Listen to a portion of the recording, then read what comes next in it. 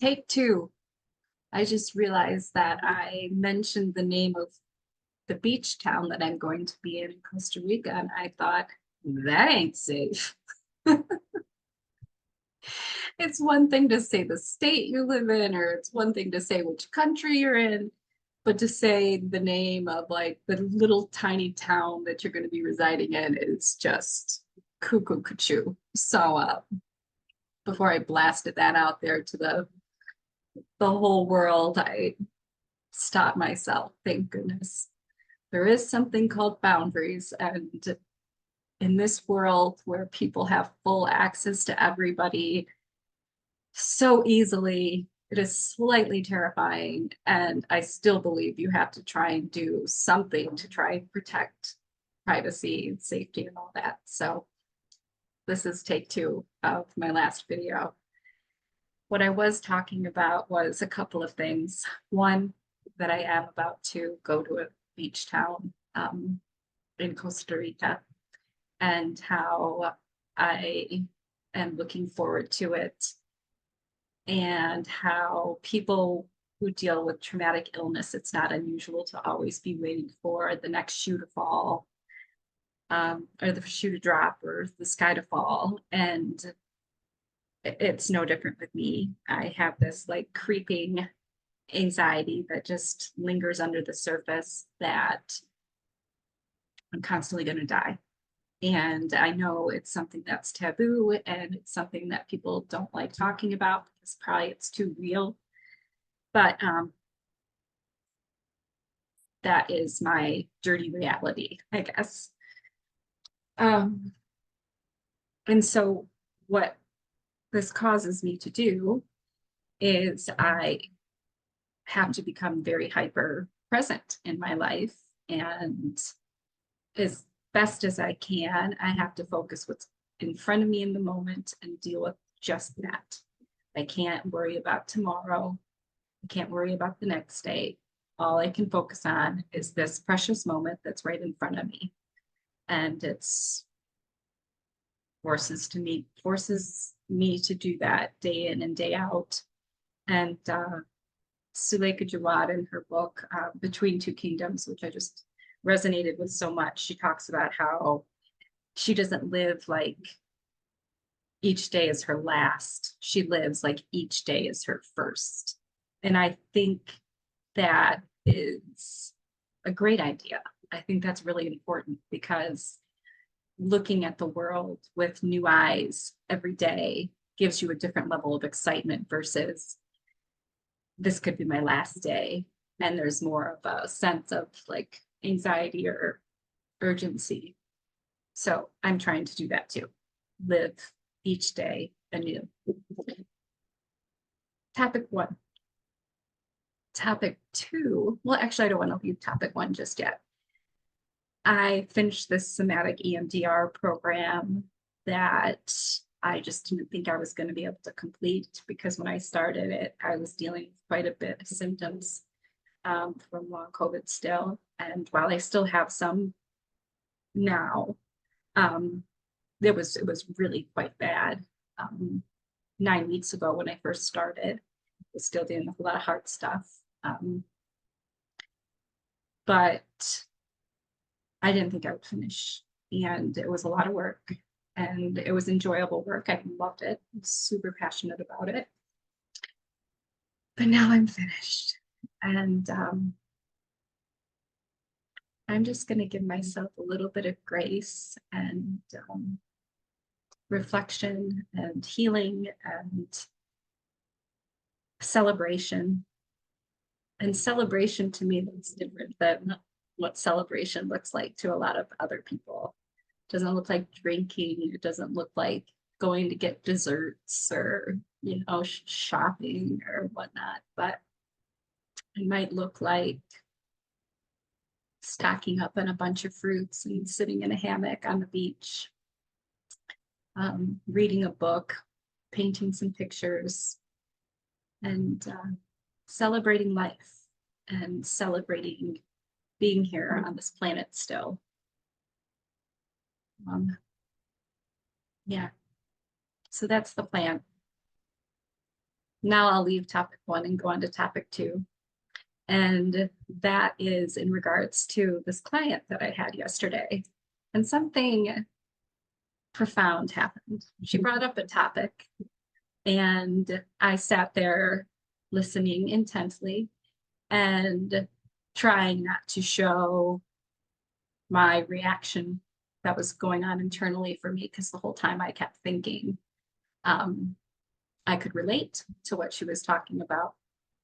And she was talking about love and relationships. And I knew she was substantially younger than me. She's a college student. And so I asked her how old she was. And she told me she was 19. And I said her name. And I said, you are 19 and I am 46.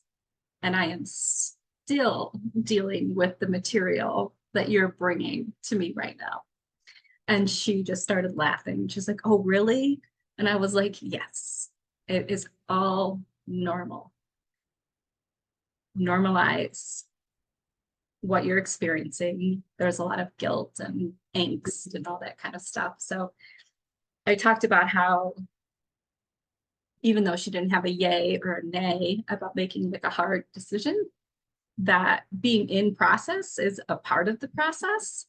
And she doesn't necessarily have to feel bad about herself because she doesn't know her answer just yet. And she was headed on vacation.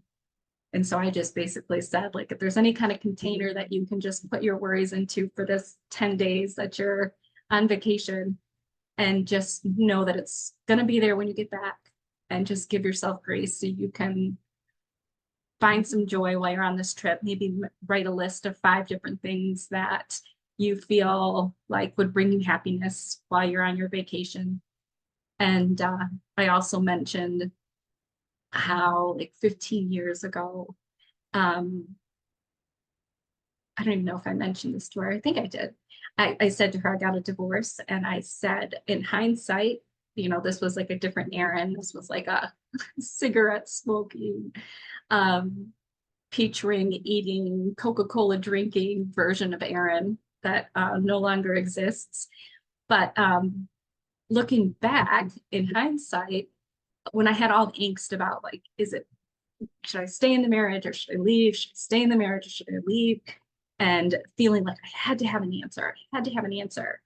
But when I look back, I just realized that that whole part of not knowing was just a part of the process. And the minute you solve or come up with one definitive solution for one issue or problem, life is just going to give you something different. So just trying to appreciate the process with grace. So that was one part of our conversation. And then the other thing I brought up is that I said to her, I'm not quite sure why it's taken me 46 years to get to this point, but I feel like I've had this light bulb moment, and I can't believe it's taken me this long because it just feels like, duh. And that is that love is a feeling and relationship is a verb. I have loved many, many people in my life. I've had lots of warm and fuzzies for others. But there's a difference between those feelings and relating to somebody in a healthy way.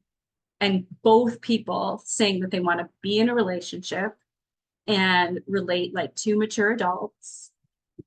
And there's commitment, there's commitment and there's action involved in a relationship.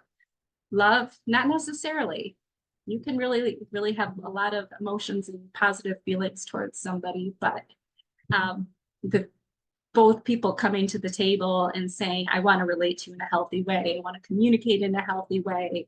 I want to get through the bumps of communication that most definitely are going to come out, because no 2 people are the same. Each brain is completely different. How people relate is completely different. And if 2 people aren't willing to be in a relationship, which is actually a verb and takes action, then you're probably not going to have a very healthy relationship.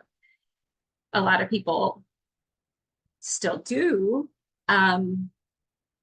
But I think a lot of times it's based on love, like just the feelings of love. And so I talked to her about that, and she kind of was like, oh, wow. Like I could see the light bulb go off in her head too. And I was like, I don't know why it's taken me this long to figure this out. But yeah, it's just a difference. And I think of any kind of relationship that I have next and just how both people would need to be able to come to the table and say, let's communicate, let's relate. And it's scary, but it's a whole heck of a lot healthier than just kind of going in mamby-pamby, just feelings of like lust and love and all that kind of stuff, which is lovely. It feels wonderful, but that'll only get you so far. So those are my deep, deep thoughts for today before I pack up my stuff and get ready to head out to the beach tomorrow. So thanks, much love.